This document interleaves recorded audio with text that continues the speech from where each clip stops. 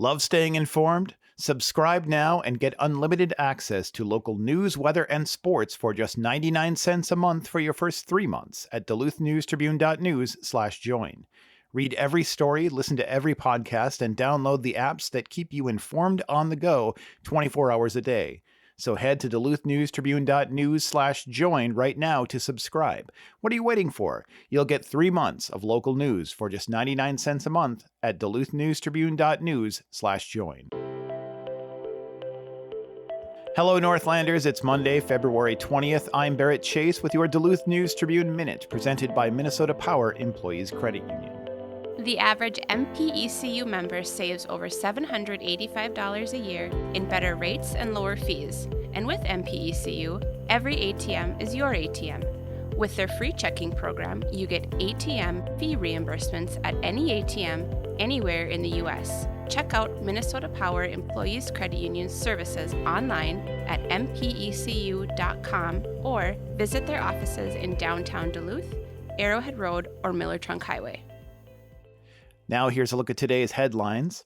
Fire up the chainsaws when it comes to fighting the fast-spreading emerald ash borer infestation.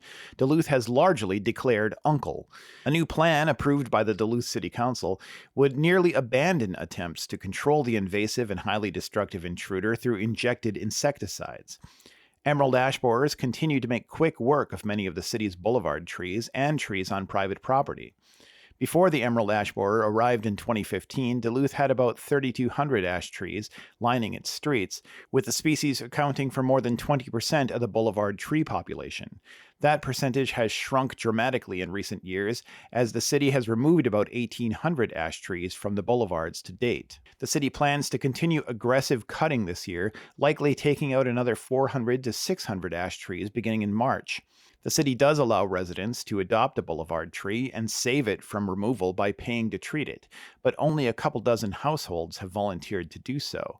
Once a tree is infested, it typically dies within 2 to 7 years. A hobby pilot landed his stricken plane on Big Lake in Carlton County on Saturday afternoon. The Carlton County Sheriff's Office received a report just before 1 p.m. of a home-built fixed-wing aircraft that had lost part of its landing gear on takeoff from Fish Lake, a problem the pilot was aware of. The pilot decided to make an emergency landing on Big Lake, completing it without injury to himself or any emergency personnel or bystanders.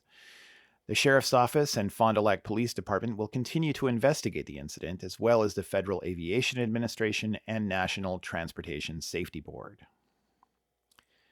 Now Dan Williamson joins us with a special guest. Thanks, Barrett. I'm here with one of our colleagues, Duluth News Tribune arts and entertainment reporter Jay Gabler. And Jay, there's a story you're working on that we'll be able to see in Wednesday's print edition of the Duluth News Tribune, as well as online prior.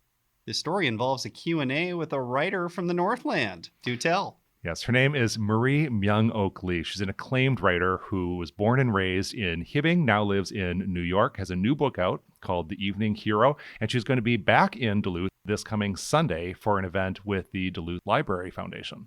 What was your biggest takeaway from this Q&A?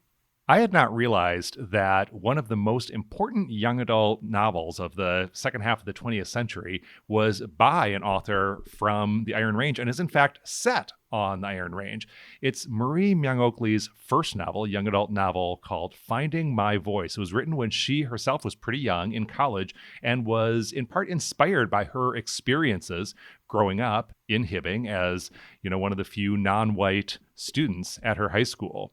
It was actually the first young adult novel to be published by a major publisher, written by an Asian author about a contemporary Asian American character. Not a historical story set in the past, but a story set in the present and about life at the time the book was published in 1992. So really important book that shows up in all sorts of histories of young adult literature. And it was written by this author, Marie Myung-Ok Lee.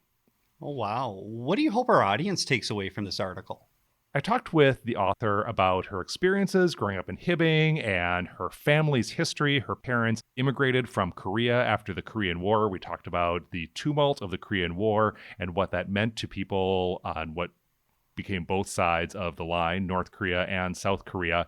And she talked to me about how she had a great time in high school in a lot of respects and is still very close with a lot of her classmates, came back for a reunion, and so in a lot of ways has very warm memories of her time in the Northland and has very strong ties here still, but at the same time did experience some racism, harassment, and that's touched on in her books. And of course, her parents, same story to some extent. And I hope that people who read this Q&A are able to sort of hold it all with them, that, you know, people will say to her, she says, "Oh, was it really that bad?" And it's like, well, yes, it can be really bad. And you can experience, you know, some really bad treatment and racist taunting and this kind of thing. And at the same time, you know, have great friends and have a lot of great experiences. And that's just the complexity of, you know, a person in her position. And so I hope that readers are able to sort of hold all that complexity with them as they read this fascinating Q&A I was so lucky to be able to have. And again, you can find this in Wednesday's print edition of the Duluth News Tribune, as well as online prior at duluthnewstribune.com. Jay, thank you for your time. Thanks, Dan. Barrett, back to you. Thanks, Dan. And now here's a look at your forecast, brought to you by the News Tribune's 20 Under 40 Awards.